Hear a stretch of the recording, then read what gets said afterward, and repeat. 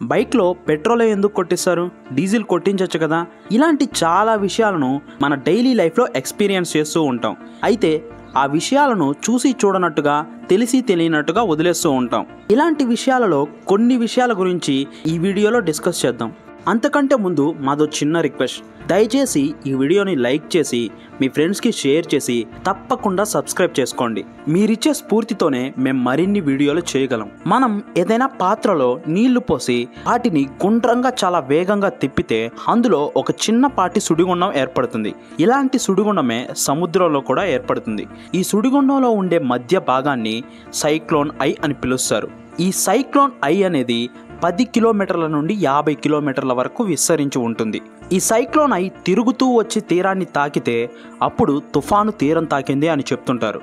ఆ తరువాత ఈ సైక్లోన్ ఐ తీరాన్ని దాటితే తుఫాను తీరం దాటింది అని చెప్తుంటారు. ఈ ప్రభావంగానే వర్షాలు అనేటివి కురుస్తాయి.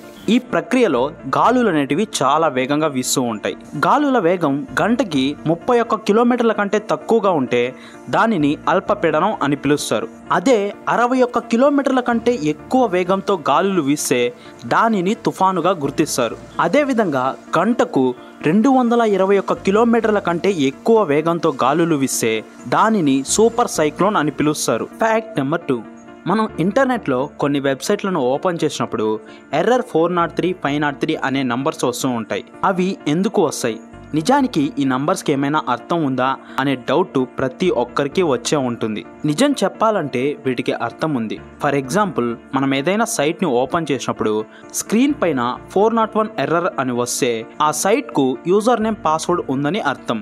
అవి సరిగ్గా ఎంటర్ చేస్తే ఈ ఎర్రర్ రాదు. అలాగే 403 ఎర్రర్ అని వస్తే ఆ సైట్ను ఓపెన్ చేసేందుకు అనుమతి లేదని అర్థం. 404 ఎర్రర్ అని వస్తే ఆ సైట్ అనేది సర్వర్లోనే లేదని అర్థం. ఇంకా ఎర్రర్ 500 అనేది server side message, PHP files, HT access, database ఫోల్డర్లు అనేటివి పొరపాటుగా సేవ్ అయినప్పుడు వస్తుంది. అలాగే 503 ఎర్రర్ అనేది సర్వర్ పైన ఓవర్లోడ్ పడి సర్వర్ పనిచేయడం మానేసినప్పుడు వస్తుంది. Fact number 3, QR code. దీని full form quick response code. ప్రస్తుతం ఎక్కడ చూసినా QR కోడ్ని వాడుతున్నారు. అయితే ఇందులో ఏముంటుందో ఎప్పుడైనా ఆలోచించారా? ఈ QR కోడ్ విధానాన్ని 1994లో జపాన్లో ప్రారంభించారు. ఇందులో నల్లని చిన్న చిన్న బాక్సులు ఉంటాయి. ఈ బాక్సులని మాడ్యూల్స్ అని పిలుస్తారు. ఇందులో డేటా స్టోర్ అయి ఉంటుంది. ఇందులో ఉండే రీడబుల్ ఆప్టికల్ లేబుల్లో URL, కాంటాక్ట్ డీటెయిల్స్, టెక్స్ట్ ఇలా చాలా రకాల సమాచారాన్ని పొందుపరచవచ్చు. స్కాన్ చేయడం ద్వారా ఆ సమాచారాన్ని తెలుసుకోవచ్చు.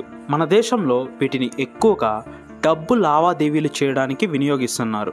కానీ ప్రపంచ దేశాల్లో మాత్రం వీటిని డేటాను స్టోర్ చేయడానికి వినియోగిస్తారు. అలాగే QR కోడ్లో 3 పెద్ద బాక్సులు ఉంటాయి. ఈ బాక్సులు QR కోడ్ను పొజిషన్లో ఉంచడానికి సహాయపడతాయి. అంతేకాకుండా QR కోడ్లో ఉండే అలైన్మెంట్ ప్యాటర్న్, టైమింగ్ ప్యాటర్న్ అనేటివి అందులో ఉండే డేటా ఏంటని, ఆ డేటాని ఎవరు తెలుసుకుంటున్నారో చెక్ చేసుకుంటుంది. అలాగే QR కోడ్ 30% కనిపించకుండా చెరిగిపోయినా అందులో ఉండే డేటాను మనం స్కాన్ చేసి తెలుసుకోవచ్చు. ఫ్యాక్ట్ నెంబర్ 4, మనం రోజు వాడే బైక్ అనేది పెట్రోల్తోనే నడుస్తుంది. పెట్రోల్తో పోల్చుకుంటే డీజిల్ ధర తక్కువ. అలాంటప్పుడు డీజిల్తో కనుక బైక్ నడిస్తే మనకు చాలా మనీ సేవ్ అవుతుందని మనలో చాలా మంది అనుకునే ఉంటారు. అయితే డీజిల్తో నడిచే బైక్స్ని ఎందుకు తయారు చేయరు? దీనికి చాలా కారణాలే ఉన్నాయి. పెట్రోల్ ఇంజిన్ అలాగే డీజిల్ ఇంజిన్ అనేటివి భిన్నంగా పనిచేస్తాయి. డీజిల్ ఇంజిన్లు ఖరీదైనవి, అలాగే వీటిలో వైబ్రేషన్, శబ్దం అనేటివి ఎక్కువ. బైక్ వంటి చిన్న వాహనాలు వీటిని హ్యాండిల్ చేయలేవు. అంతేకాకుండా డీజిల్కు పెద్ద ఇంజిన్ అవసరం. ఇది బైక్కి సెట్ అవ్వదు. అలాగే డీజిల్ ఇంజిన్ యొక్క హెవీ వెయిట్ వలన బైక్ యొక్క స్పీడ్ తగ్గే ఛాన్స్ ఉంది. ఈ కారణాల వల్ల డీజిల్ ఇంజిన్తో నడిచే బైక్స్ని తయారు చేయరు.